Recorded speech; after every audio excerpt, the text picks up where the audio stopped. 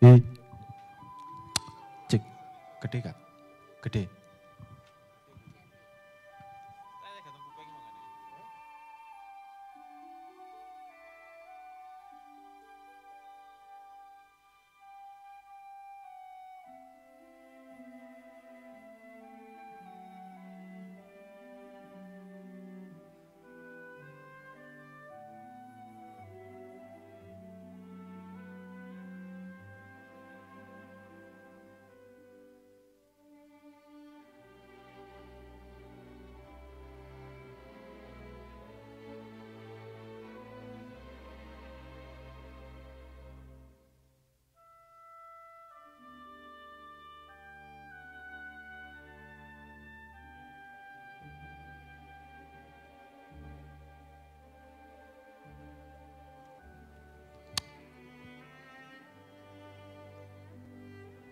Gede kan?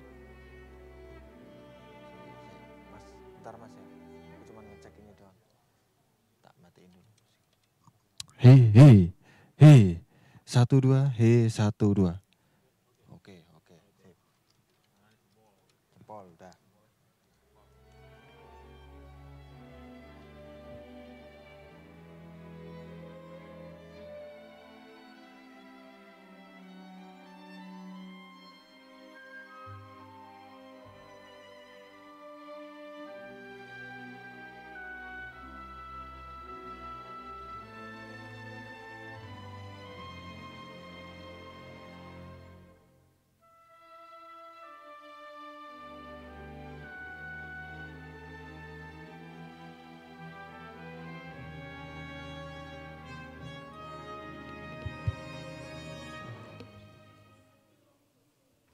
Começar?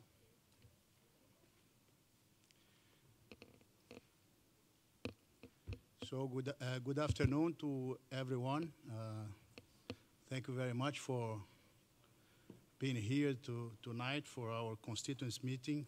I would like to greet governors, alternate governors, ministers, colleagues.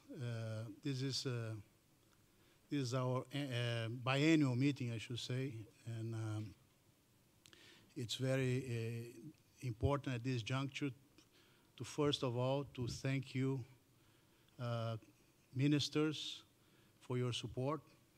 We just had the elections in the last couple of months, and I'm very honored to be here today representing this diverse and important group of countries. It's been very intense 2 years. We have seen the transformations of the global environment. Unfortunately, today we see a world economy which is still growing, but as we have seen these days, with some downside risks very present. So going forward, we'll have to be very attentive at the national level to cope with this new global environment, which combines tighter global financial conditions on the one hand, increasing trade tensions, as well as some higher energy prices, which for some of our countries is a positive, but for others, not. So in this environment is also characterized at an institutional level for a less appetite, I may say, in the world economy for international cooperation. We have seen the trade tensions building. We have seen countries pulling out from international agreements. We have seen more fragmentation as far as international policy making is concerned. I think this is important because the IMF and the World Bank, I should say, are the international financial institutions better placed to continue to push forward economic cooperation as we move forward. So our chair has been a strong advocate for International Monetary Fund with the capacity to intervene for the international public good, to secure economic, or to help support economic prosperity, and also financial stability. In this sense, we have been strong advocates to have the fund counting on adequate resources. So we have the 15th General Review of Quotas, which, as we all know, it's not much has happened lately, but we are with a very tight schedule going forward. And this round of resource mobilization, it's supposed to end no later than the annual meetings of 2019. So the period ahead will be a period of intense negotiations, and I think our constituents has an important role because of our diversity. We represent perhaps the largest typical emerging market economy, Brazil, but we have small states, we have low-income countries, and we have developing countries in general. So we can speak with a very legitimate voice in this area. So this is something that we are going to be working very hard in the period ahead. Let me, just before going into some other details of our agenda, I would like to greet all of you. As I said, thank you very much for your confidence, support, and I would like to acknowledge here our new members. So we have today the presence of Minister Ada Varela de Chinchilla, the new Minister of Economy and Finance of Panama. Welcome, Ms. Varela. We also have today with us the Acting Minister of Finance of Timor-Leste, Sara Lobo Brites. Welcome to this meeting, Ms. Brites. As you can see, our constituency now is becoming more diverse also in terms of gender. So this is a welcome development. We've been, this chair has been an advocate of gender diversity at the International Monetary Fund, but also at the board of the International Monetary Fund. And here in our constituency, we do have gender diversity. I would also like to mention the new Minister of Economy and Finance in Haiti, Mr. Ronald Decembre. He's not here, but he is represented today by the General Manager of the Ministry of Finance, Ms. Vincent. Also, we have a new Minister of Finance in Ecuador, Mr. Richard Martinez. Unfortunately, he was not able to come today. And I hear from Brazil, Minister Eduardo Guardia had to remain in Brazil, but I have the pleasure to have with us Secretary Fabio Canjuk, that some of you have met him. He's the new Executive Director for our constituency, which is almost 100% overlap with the constituency in the IMF, and he's the new ED for Brazil and the group of countries at the World Bank Group. Governor Ilan Goldfein also was not able to be here, but Deputy Governor Tiago Berriel is here to my right today. So I don't want to take too much of your time today. We have the state dinner, the welcome dinner. Most of us will participate. There are some logistic issues for our transit to the dinner venue. So we'll try to keep this meeting compact, but it's important that we raise some other issues. In addition to the general review of quotas that I mentioned, one other theme which will be very important in the period ahead is the comprehensive review of surveillance. As we all know, the fund is based on three main pillars: surveillance, lending, and technical assistance capacity development. So this is one of the main activities of the fund, and in a cycle of 4 years or so, we will have the revision of these policies. So this will be a very comprehensive exercise, and it's important that our voice is heard, because surveillance is the bread and butter of the IMF, and we do have peculiarities of low-income countries, small states, emerging markets that have to be taken into consideration in terms of the fund surveillance. One very important issue here is even-handedness. So we know that there is a sort of an asymmetry when the fund says something about a large economy, an advanced economy. Perhaps the impact of the fund's words on those large economies is very muted. No, not many people take into consideration the fund's views on very large economy.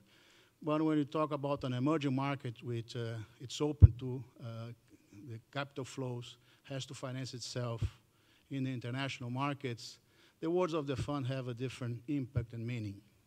And when we talk about small economies, low-income countries, fragile countries in fragile situation, then it's even more important what the fund says, and we have to be aware of that, and we have to make sure that the fund understands that you have to be even-handed and take into consideration the asymmetric impacts that the fund work has on the member countries depending on their characteristics. So this is an exercise that we will count on all of you to make sure that our voice is heard and our ideas are put forward in a very robust way.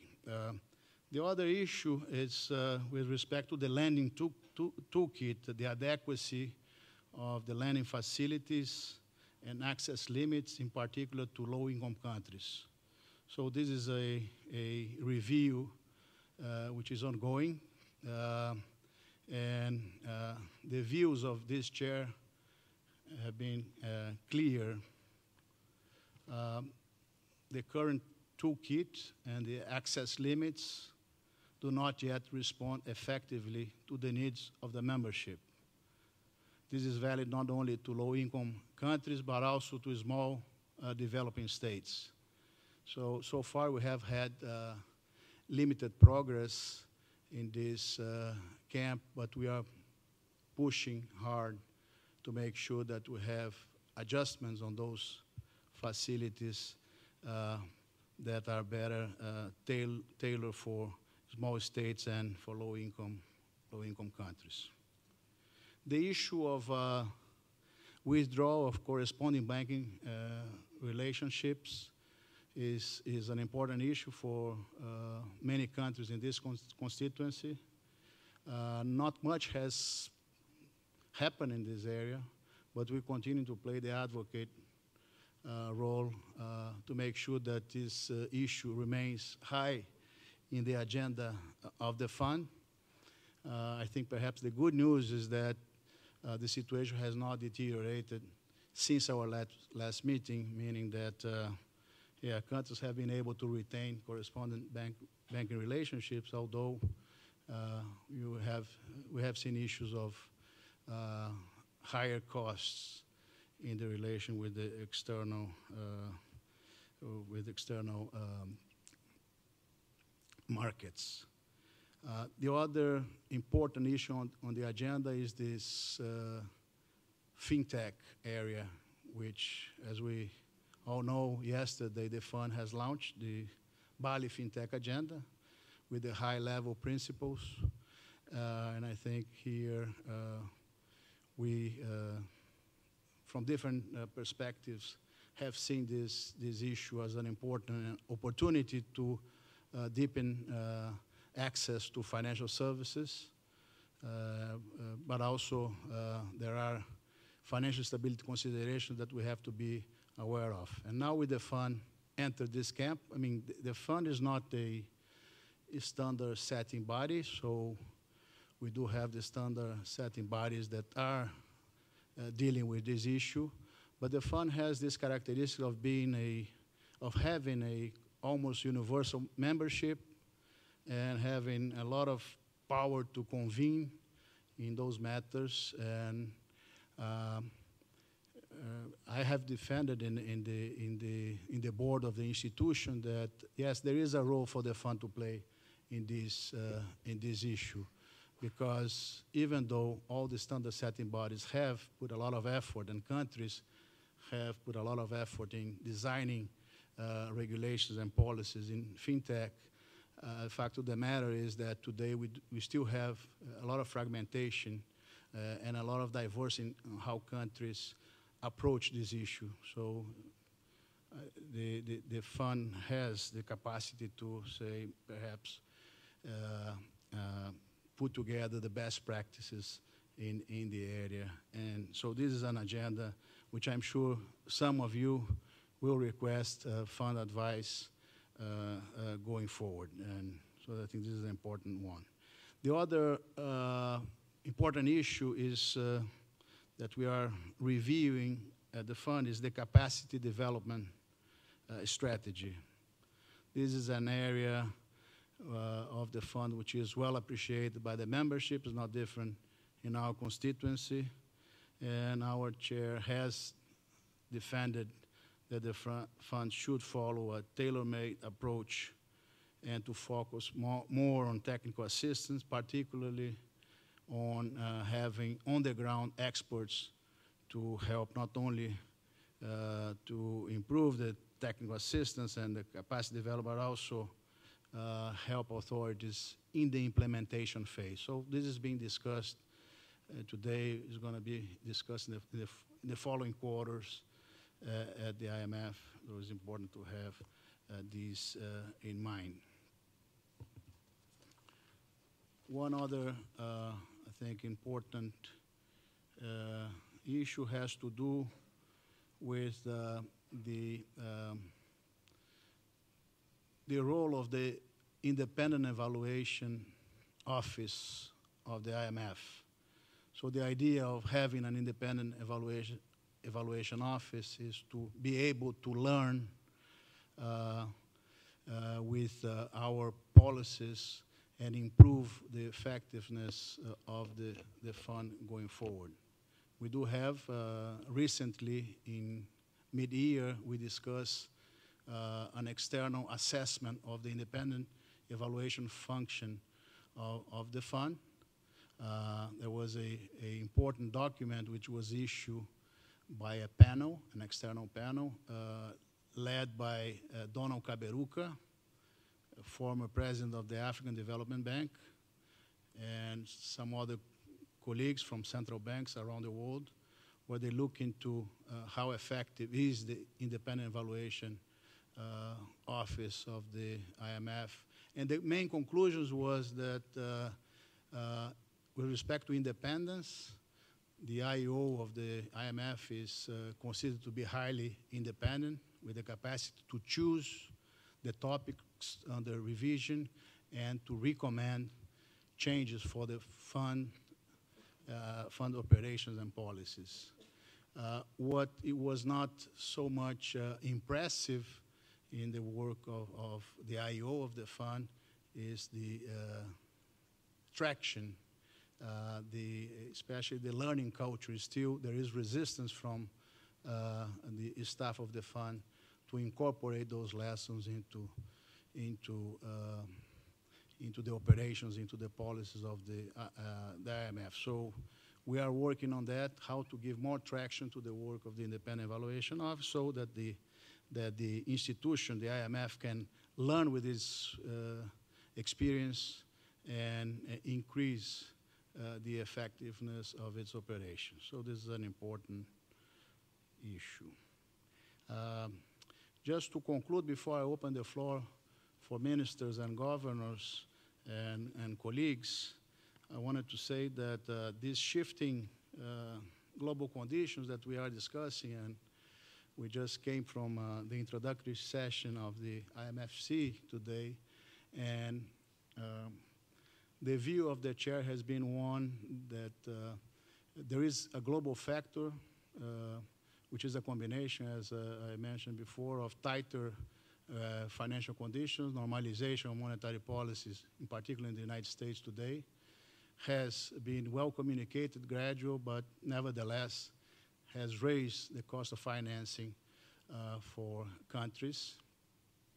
And this, combined with trade tensions, has generated an environment which is not only challenging. The recovery we're seeing, when you grow at a 4 or for a region with a high level of unemployment. We are seeing this in the last week and the last few days. We have seen an environment of de-risking, I should say, in global markets, which has affected equity markets from the United States through China, and we have seen increasing in rates for everyone, including impacts on specific markets in advanced economies, as the case of the high yield market in advanced economies. So this is a new environment, and we need to have enough resources. The fund has to be perceived of having the capacity to intervene, but also we have to have the mindset adjusted to this new reality. We're not saying that we are in we're going for a full-fledged crisis, but we have a different environment, and we have to be attentive not only at the national level, adjusting policies, but also at the multilateral level, and this is the case of the IMF. And you can rest assured that this chair will be looking into the situation very carefully and expressing our views on this issue and the direction where we think the fund should continue to move to be prepared to help the membership, be it low-income countries, emerging markets, or economies in general. So with these words, I would like to thank you again for the support, for electing me for another term, and for having the confidence on our work. And we're looking forward to working with you in the common themes of interest of the chair, but also on your individual issues, on your country-specific issues, which are very important for us. So with these words, I would like to offer the floor to you, and if you like to comment on the economic situation, on your own country, or all right. So Governor Ganga, the floor is yours. Thank you, Mr. Tambini. First of all, let me take this opportunity on behalf of Guyana to congratulate you on your re-election. Guyana always has confidence in you and your team. You have been providing human service, not only yourself, but the constituency for the very long period of time that we have been a part of the Brazilian constituency. So once again, congratulations to you and your team. It would be remiss of me not to say that we have Governor, or beside Governor Alvin Hilaire, is the advisor, senior advisor, who has done human service for Guyana, and I believe the entire Caribbean region. That is Darrell Chong. Thanks, Darrell, for all you have done for us. I know your term is coming to an end, but we will always be together. Mr. Tambini, I just want to raise a few issues that you would have underscored in your presentation. One would have been in terms of the correspondent banking relationship. Although we haven't seen a deterioration, we haven't seen much improvement from the perspective of the IMF in helping to alleviate the situation.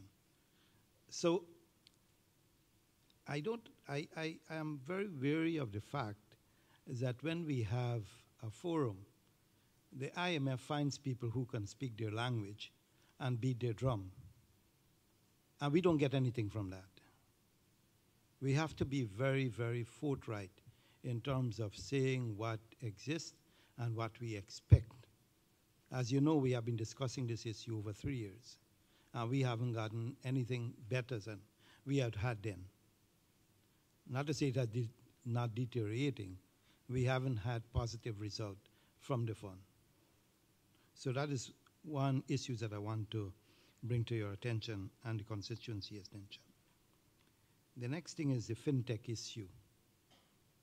Fintech is not going to be, I believe, the solution to all our problems, but it can help immensely in financial inclusion, and not so much in terms of correspondent banking relationship, where there seems to be some association. I'm glad that we now have the Bali Fintech agenda, and I hope that the fund is going to play a major role in providing appropriate advice to us. But while the fund can play a major role in this area, we find that in the Caribbean, the fund is utilizing CARTAC. And by utilizing CARTAC, the fund is utilizing CARTAC resources. And the fund is not making enough contribution to CARTAC. We know that, the fund wants to have technical assistance available, and this is for capacity development. But then the technical assistance is coming from CARTAC, and the fund hardly puts anything into CARTAC.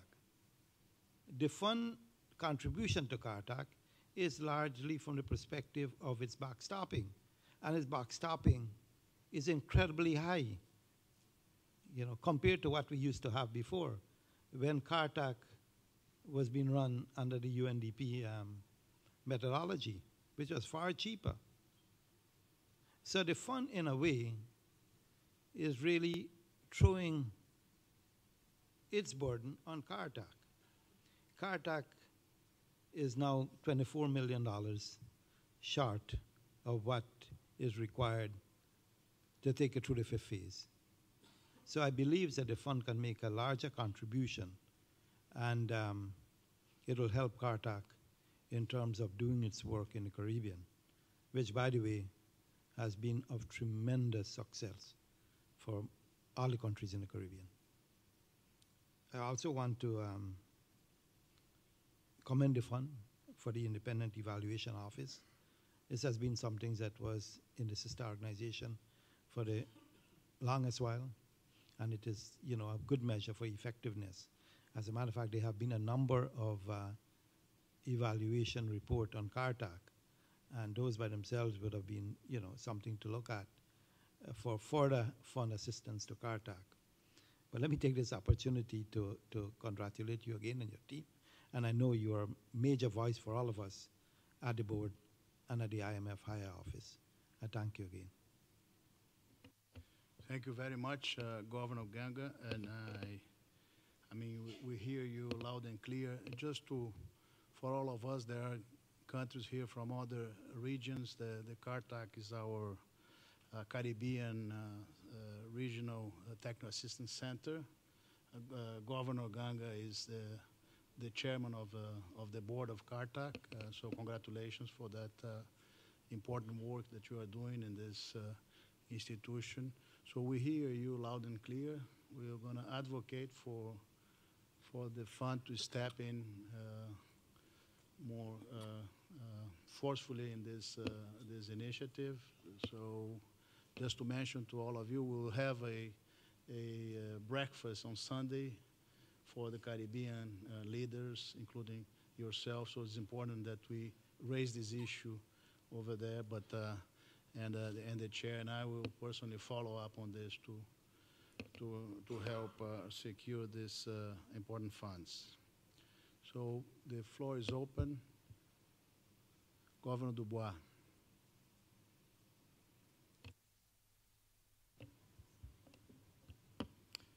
Merci, Monsieur Tombini. Thank you, Mr. Tombini. Je veux profiter de l'occasion I would like to take this opportunity to thank, on behalf of the government of Haiti, Mr. Sombini, especially for your unconditional support in the negotiations we have conducted with the IMF, and in particular the last SMP that we had with the IMF. And I would also like to congratulate you for this new term of yours, and we are very happy to see that you will still be around to defend us and to defend smaller economies or fragile economies, fragile countries, especially in this period where we'll have some important talks in the board, and also we'll talk about the tools of the fund. The fund doesn't really understand the situation of fragile countries. This doesn't happen often enough, and this is why this is important that we have these talks. And we saw what happened with Haiti. When certain conditions were imposed, then social costs were not taken into consideration, and these social costs needs to be mitigated. And for this partnership and this cooperation with the fund be effective, it is important that this dialogue remain open, and it is important that the fund try to understand the situation of smaller economies. And I would like to support what the governor said just before, and I would like to emphasize the role played by CARTAC. We have benefited from this technical assistance, which is very successful and very efficient, and it would be good to support CARTAC going forward. And the last point I would like to raise, we should pay attention to financial tools so as to mitigate risks, and especially climate risks, climate-related risks for smaller economies. We should try to adapt the different tools so that we could respond to disasters and to be able to react swiftly, because as you all know, we are in an era of global warming. So once again, I would like to thank you, Mr. Tombini, for your support. And I would like to congratulate you for your election for this new term, and we count on your support. Thank you. Thank you very much, Governor Dubois. Now I invite Minister Varela to take the floor. Sí, muchas gracias. Primero que nada, queremos agradecerle de parte Thank you very much. de Panamá por el apoyo First of all, on behalf of the government of my country, I want to thank you for your support. We want to congratulate you on your new election for this new term. My country, Panama, is really grateful to the support provided by the IMF over the last few years through several technical assistance programs in the financing aspect of our economy. We have been able to put forward several important projects that were very relevant for us. So the fund has been really efficient in its support to us. I would like to reaffirm our commitment to the projects supported by the IMF through the chair, and we are really happy with this new Bali agenda on Fintech, because it's very important for the financial inclusion in our countries, and it can be a way to support the different issues mentioned by colleagues that have to do with banking relationships and the de-risking process. So thank you very much and congratulations on your election for this new term. Thank you. Ministra Varela. Thank you, Minister Varela. To Mr. Carlos Rocha. Is also the first time he comes to our constituency. He's the Deputy Governor of Banco Central de Cabo Verde. Carlos Rocha, the floor is yours. Thank you. First of all, we want to congratulate you for your re-election. We think you and your team did a great job. So, again, congratulations. And we want to express our gratitude for you and also your team for what you have done for Cape Verde, helping to strengthen the ties with the IMF, to help us implement the policies. We also appreciate your care and your personal dedication to Cape Verde. And also in policy advocacy, for Cape Verde, someone refers to the corresponding banking.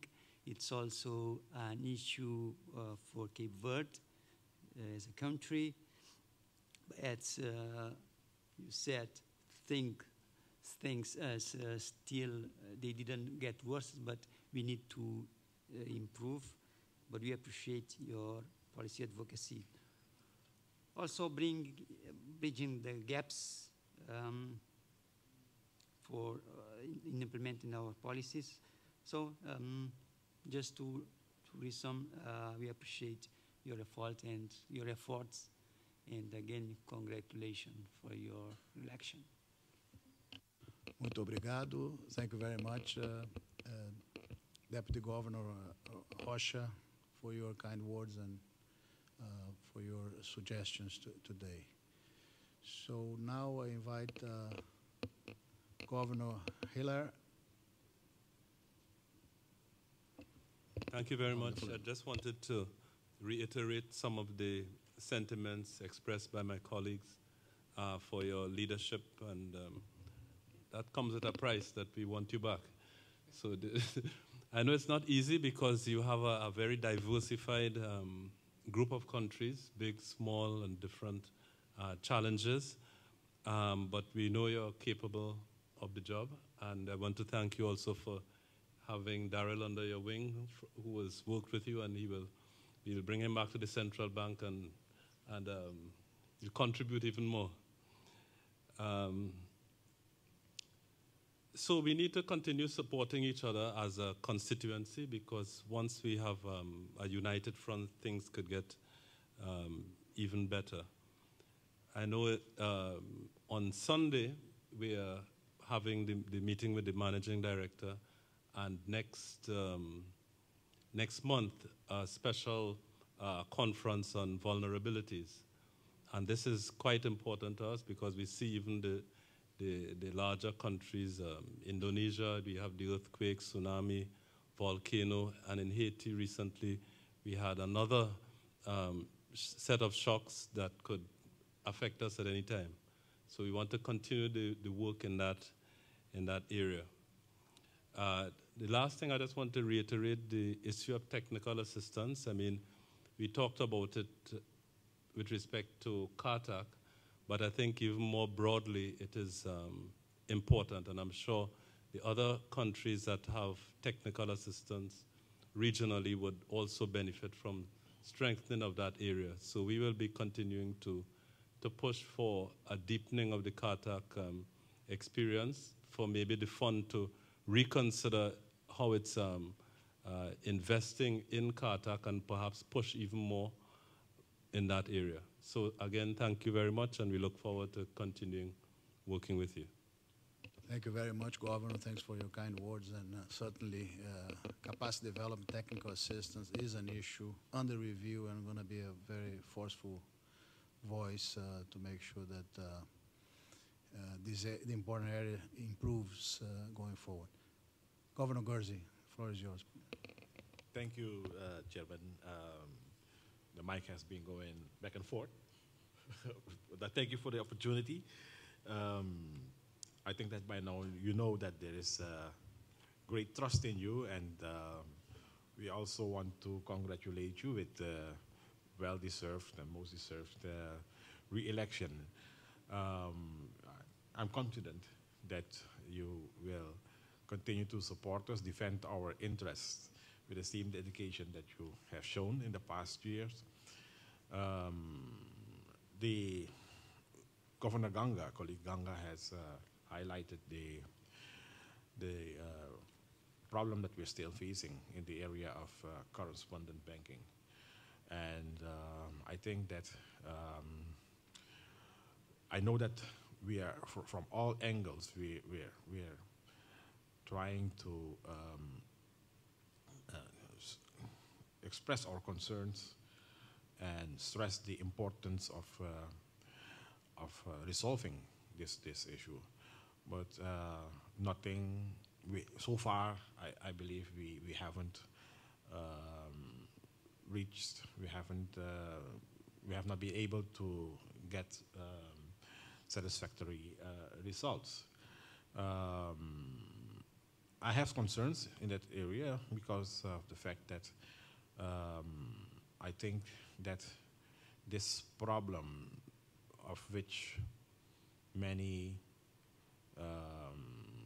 analysts are convinced that it also originates from the regulations out of the United States, will remain with us for a long time, and we will have to find some way to solve the issues that it brings along. I say so because I went to a conference a couple of weeks ago in Washington. It was an ASBA IDB conference, and there was a representative of the states whose department is responsible for the guidelines or the guidelines towards the supervision entities in the states. And they don't seem to understand that it is the threats that the correspondent banks have with regard to the penalties that cause them to react in a certain manner. As a matter of fact, during the presentation, I forgot the person's name, but I have the notes. During the presentation that was made, or the remarks that were made by this representative, we came to you can conclude that the rules will not be relaxed. You know, during the discussion, the representative of the Bahamas highlighted that the correspondent banks keep on informing us that based on the challenges that they have, they are afraid, they are scared of the fines that they may get, that they just cut off the relationship with the respondent banks without giving a specific reason or without having clear signals that something is wrong with the respondent banks. And so he urged the authorities in the states to talk to the supervision departments over there, to have a dialogue with them, and to see what can be done. But it was denied, as this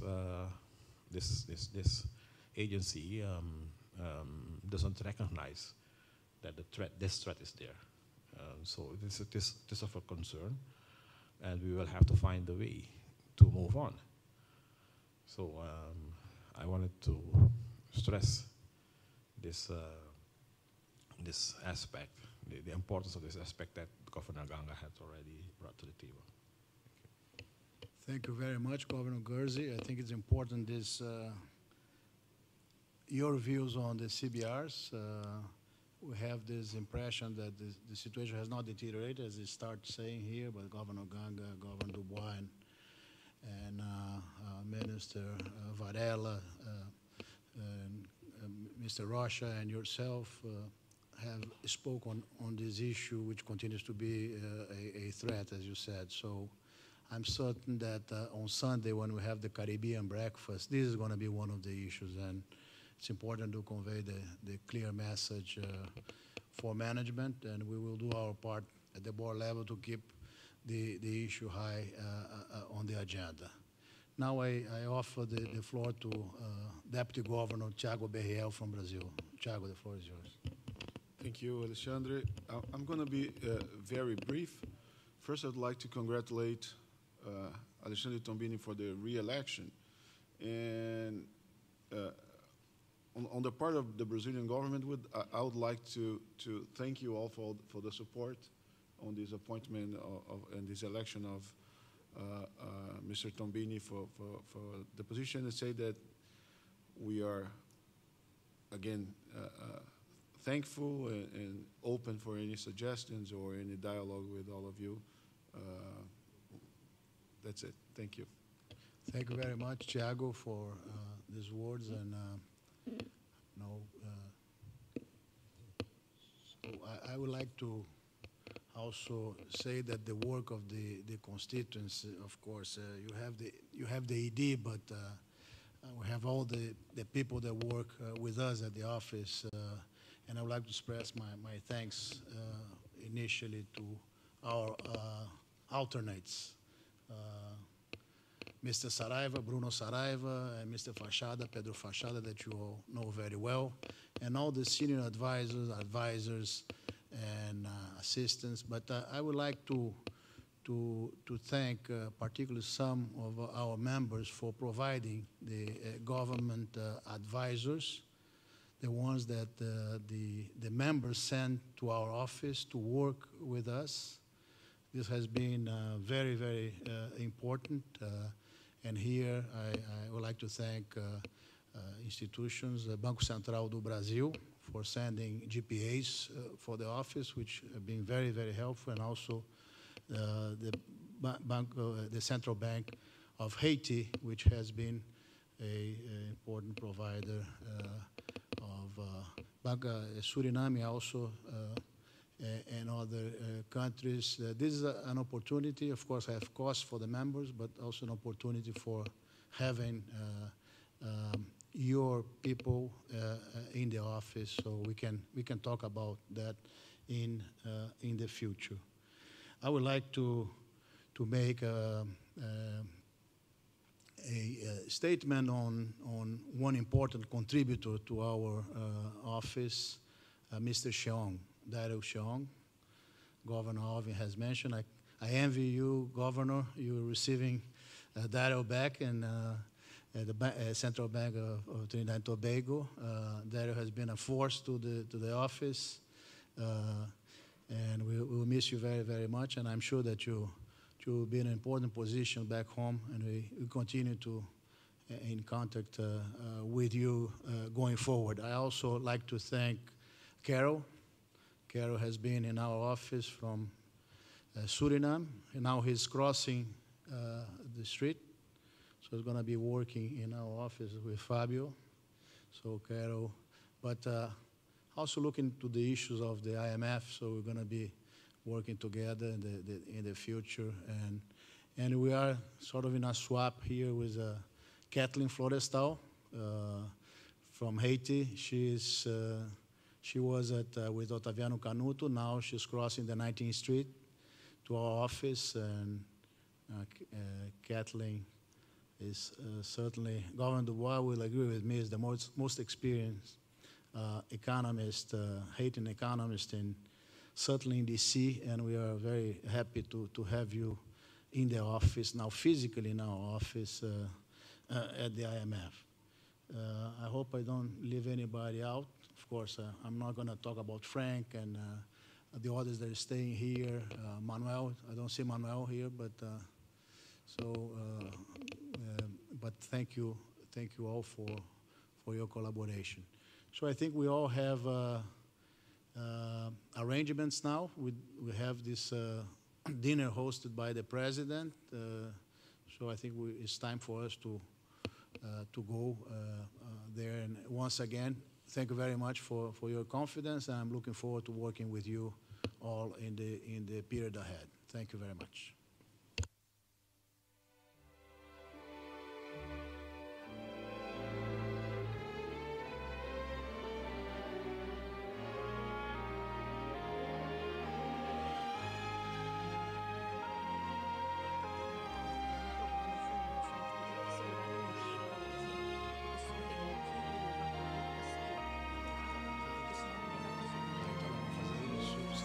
Seguir a gente lá, não?